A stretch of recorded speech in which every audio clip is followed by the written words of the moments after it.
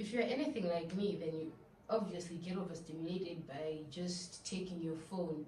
And most of us have gone into the habit of taking our phone and looking at it first thing in the morning, every time we get some space, and we're constantly consuming and doom scrolling on social media, which is actually affecting our moods, which is reducing greatly our satisfaction with life.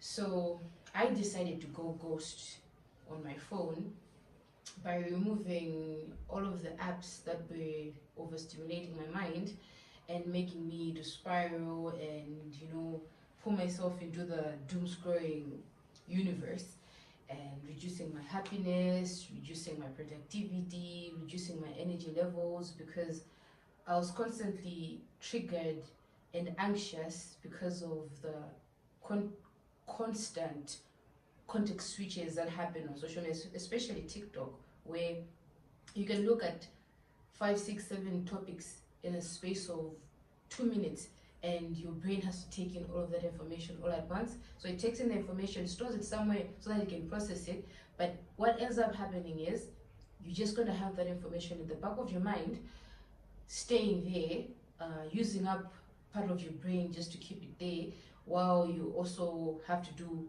be present and do other things. So you're constantly overstimulated, constantly overworking your brain, which is really, really not good for you. Here's why going ghost could benefit you the way it benefited me.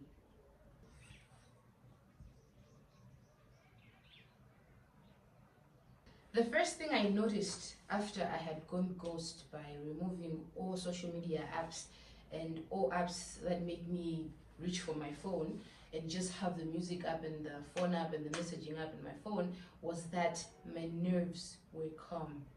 All I did during this time was play jazz music, just instrumental jazz, no lyrics, nothing, because I did not want my brain to latch on to anything. So my brain was blank, pretty much like back in the day when we didn't have social media, we didn't have the internet.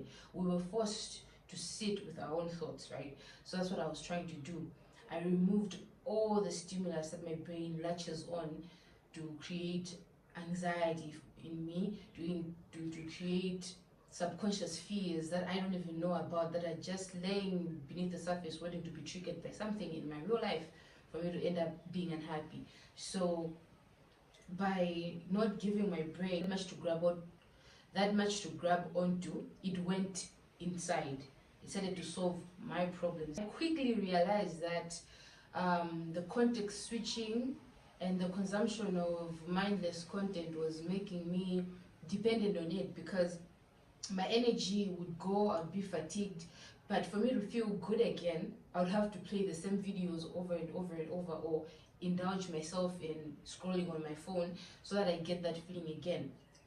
When you're doing it, you don't even know you're doing it. That's the thing. When your brain is addicted to something, you don't even know you're addicted, because most people that are alcoholics don't even know they're alcoholics. Anyway, after several days, my brain was detoxing, It literally felt like a veil had been lifted from my eyes. I could see clearly what I wasn't able to see due to being constantly overstimulated, constantly entertained, constantly engaging with the world, instead of going within myself and looking within myself for comfort, happiness, and entertainment, sort of like creating my own sort of happiness. The other crazy thing that happened when the veil was lifted was I was able to see my real life, like the real life, the physical world, because you don't know that you're so stuck in your phone. When you're stuck in your phone, then when the veil actually lifts, you're like, oh wow, what was I thinking? Like, I wasn't even thinking about, I was ignoring this side of my life, I was ignoring that side of life. So what would happen for me is, if I'm overstimulated, it means that I would ignore my own health. I wouldn't cook, I wouldn't be able to cook. Like, I'd be lazy, too lazy to cook. Like, let me just scroll social media and stuff, and ignore feeding myself healthy meals. I would ignore my plants. My plants started to die outside because I didn't even have time for them. All I did was get home and go for that cheap dopamine that I was getting from WhatsApp, from TikTok, from YouTube especially, because I love YouTube. So I was ignoring the real aspects of my life. I was even ignoring the office cat, not really thinking about it. Like, you become selfish sort of, because you're always just, it's like you're feeling for something, right? So yeah, after the veil was lifted, I was able to see that clearly, that no, I've been neglecting many parts of my life, and I haven't been selfless.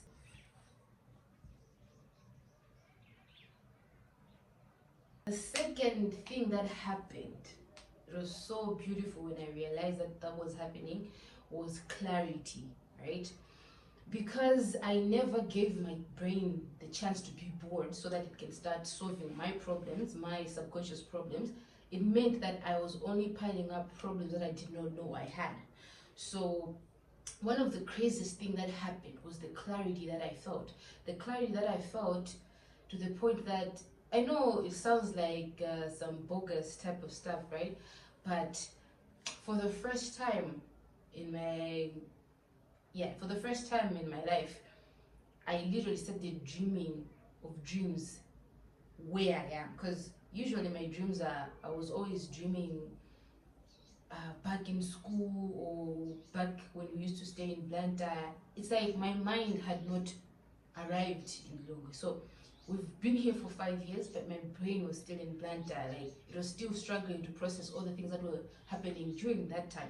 So because of the clarity, it was able to process a lot of things and grow and what. So the most crazy thing happened was, okay, I'm a lucid dreamer, right? So you have to have clarity of mind to be able to lucid dream, because when you lucid dream, you become aware, you can control your dreams, so you can change them the way you want. So I had these recurring dreams where I would have no control. Like, maybe I would be afraid, maybe it would be an exam, maybe it would be me being afraid of somebody or some situation, or it had to pertain to my childhood trauma, and the things that scare me, like fear of abandonment, or me being codependent, and me being afraid of the future. So I would be stuck. I wouldn't be able to control that. But once my brain had calmed down from all the overstimulation, I was actually able to gain control in those particular dreams and comfort my inner child. Like, literally, I went. It was like I was so aware. I was like, you know what? You used to be scared of this. I told my inner child in my dreams, you used to be scared of this, but you've grown now. You're independent. You're in your own house. Nobody's controlling you. You have the power. You have the power to control your life. You have the power of autonomy. You can be whatever you want to be now, right? And all of a sudden, I felt calmness in my system, right in the dream. And it also extended to when I woke up. I was so aware of what had happened. I was so aware of the instruction and the motivation that I had given my inner self, my inner child. I was so aware of it and how it was affecting me in that moment. So yeah, clarity was one of the most beautiful things that I found after cutting away this overstimulation for social media. Because, to be honest, some of us have been constantly on our phones maybe since 2014, when Facebook and WhatsApp were like a big thing, and we used them to contact people, talk to people, and then we were all traumatized people who constantly needed who constantly needed assurance from people. So we were constantly online, all that stuff. So it was like my mind was clear for the first time in decades, and it felt so good, because that clarity gives you peace. It's like all the work that I did to develop my mindset, to heal my inner child, has brought me to this point, but I was missing that part where my brain was empty enough for it to look within itself. That was what I was missing. I wasn't giving it the chance to, go within and process what it needed to process.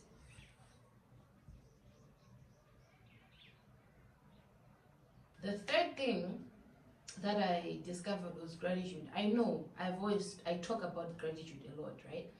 But then when your mind is not clear, Sometimes you can tell yourself, oh, you know what, I have everything that I need in my life. You can tell yourself that, but you're not hearing yourself because your subconscious mind is already clogged up with a lot of things it's processing, a lot of programs that you haven't, and unfinished, yeah, like unfinished business that you still have with yourself. So your mind is already processing some stuff that it should be processing. It's just like a computer. When the RAM is full, the computer stores, right? So your brain also does the same thing. So yes, I was grateful, but I wasn't feeling the full sense of it because my brain wasn't in my present moment 100%, right? But the time that I removed the overstimulation, I became away. I came back here. I was no longer living in my head. So when that clarity came, the gratitude that I felt was so profound, you know, it almost brought me to tears. I wouldn't even say it brought me to tears because it was so beautiful. Realizing that, okay, it's like I was blind this whole time. I had an idea of who I wanted to be, and for years and years and years I've been working towards that without appreciating where I was. And all of a sudden, because I've just gained clarity, I've been able to see how far I've come and how proud younger me would be if it saw who I've become, and the fact that I was also able to converse with younger me, or in short, my subconscious mind, and comfort her and calm her down. And all that gratitude brought me to tears, I swear. Something as small as me deciding not to be on my phone too much really radically changed my life.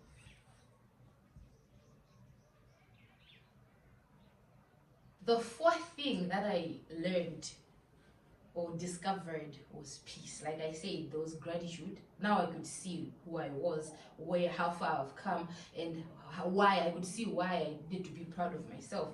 And the fact that since I was always, my brain was always clogged up and overstimulated, I wasn't thankful or grateful for where I was, and I always felt like a failure because I couldn't I couldn't see what I already had. I couldn't see the blessings that were already in my life, right?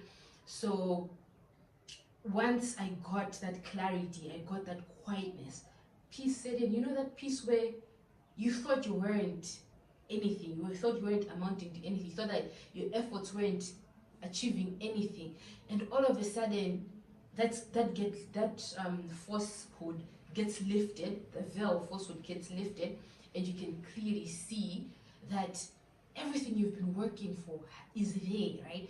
I'm a person who likes surprises. I'd rather you plan something and just surprise me with it. Don't tell me that you're gonna do something because I'll be constantly waiting for it and be miserable, right? But just do it for me. So, for example, that's what happened to me. It's like all the time I wasn't able to see. I couldn't see what was going on, and all of a sudden, boom! I was able to clearly see how far I had gone, and that was a very, very pleasant surprise. And with it came peace. I mean, you can literally tell by the way I'm speaking that I'm very excited about what I'm saying because, I actually saw that happening to me. The other thing on peace is I have anxiety. I'm very anxious and I have intrusive thoughts, bordering on OCD and stuff. But yeah, ever since I gained that clarity, that gratitude, that peace, right? I've literally reduced the overstimulation to a very, very, very small amount. The anxiety, the overthinking, reduced to a very small amount. Uh, the the body is regulated by hormones. So when you're overstimulated, you have stress hormones flooding through your system constantly. It's even normal. It's like they're always there because you're always triggering them with the phones, with the social media, with the not being able to sit with yourself.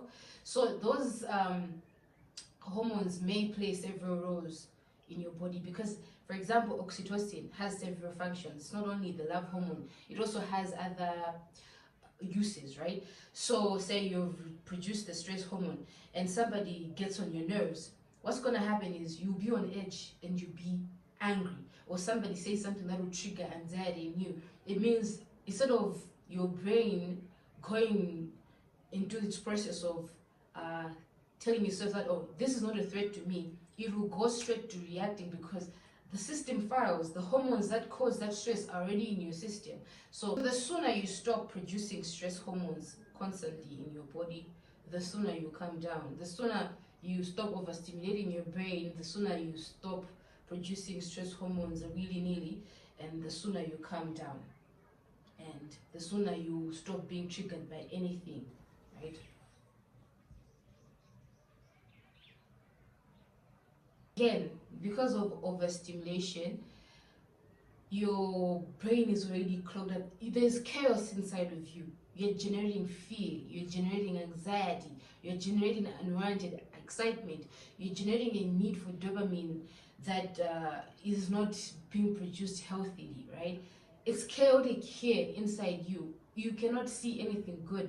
The only way you can find happiness is when you get it externally from other things, because obviously you're getting it from your phone, you're getting it from mindless interactions with people. So you do what always works for you to get that. So when you have an unhealthy mind like that, it doesn't matter whether you have, if you're lucky, you may have people that are healthy around you who will be good for you, right? But if you're not, you might end up in a situation where you have toxic people around you and you're afraid of being alone with yourself. So you stick to people who are not actually helping you in any way, who are worse, who are bad for you, right? Because you do not know how to sit with yourself.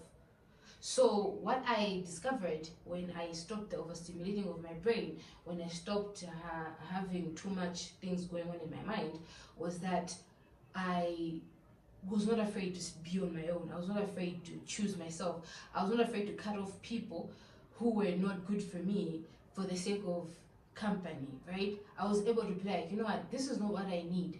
Yes, we all need to have company around us, but not at the detriment of ourselves. So I was able to pull away, because before that, that was very hard for me. I couldn't, happiness meant other people. Happiness meant having somebody tell me that they love me, having somebody tell me that they believe me, they trust me, they support me, like getting all the feel good feelings from somebody else. But what happens when those people leave you? Because people will leave you, right? You become a mess. You force people to stay in your life, you degrade yourself, and it's not a good place to be.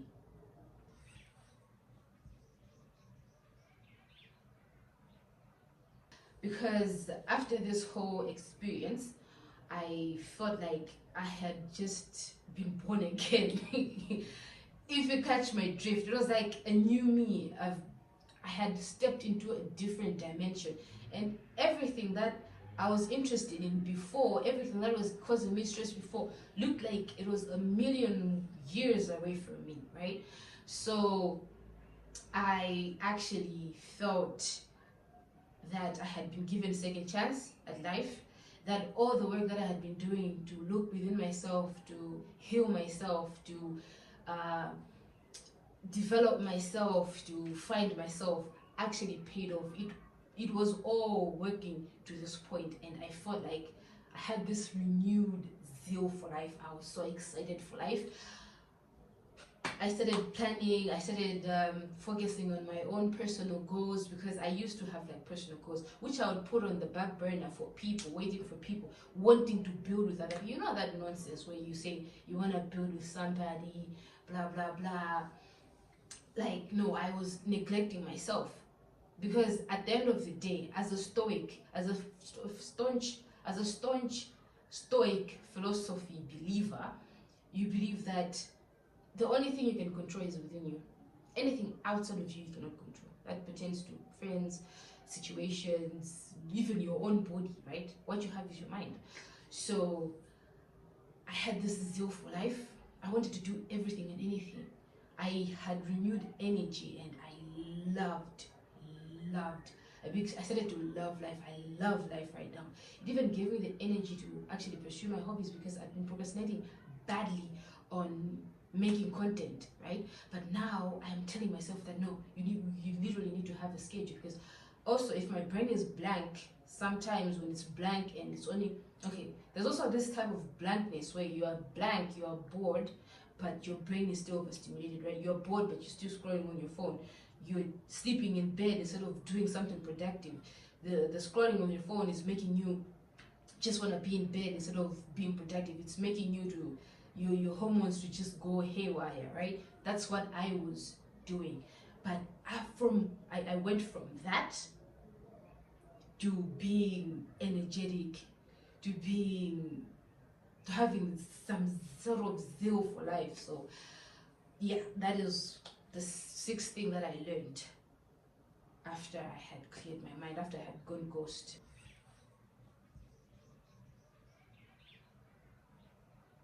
The seventh thing that I learned, that I got from all this, was wisdom. Because without the distractions I was giving myself, I was able to analyze myself, critique myself, learn how far I've come, learn about the world, like understand things differently, like be open to ideas. And these ideas kept on clicking in my head. It's like, you know, your best ideas come in the shower for a reason, because when you're in your shower, it's mostly unlikely that you have distractions, right?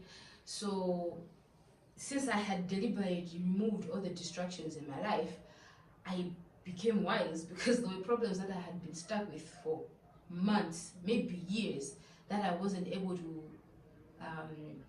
solve. I was stuck in that box, right?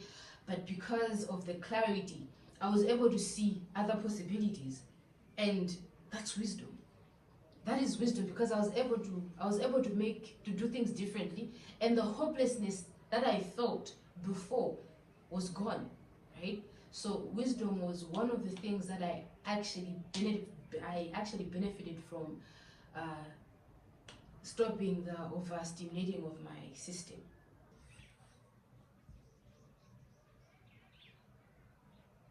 Conclusion, all I can say is social media is good, right? We are living in the golden age of science and technology, and we are the most advanced the earth has been at this point, to this point, right? And it's amazing that we can have everything in a gadget in our hands, but it shouldn't be our whole life. We shouldn't forget where we're coming from. Some of us are lucky because we had grown up in a time where there was no phones, there was no internet, and we were able to be like this. There are other people who are being born now who are just being roped into the whole system of phones and technology, and what they are not able to appreciate what life is the way they should, right? They're being handicapped of sort of, yeah, if you can say handicapped. So in conclusion, as much as this technology is good, so sometimes give yourself a break. Sometimes just try and force yourself to stop scrolling, because maybe your problems are being caused by that. Maybe your problems are being caused by being chronically online. Like maybe your problems are being caused by not giving yourself time, always trying to solve your boredom with your phone, trying to solve your boredom with other people. So yeah, because the great scientists that ever lived, like Isaac Newton. Isaac Newton had to people. Let's say he had a phone and he was busy on his phone. He wouldn't be able to have noticed that the apple had fallen, and then calculus and gravity and all that stuff would not have been born. So be bored, clear your mind. You might just be able to solve the problems that you're having to deal with. Thank you very much for watching. I'll see you in my other video. And don't forget to watch my other videos. I have a vlog out. It's gonna be out before this video. So thank you for watching. Don't forget to like and subscribe. Bye.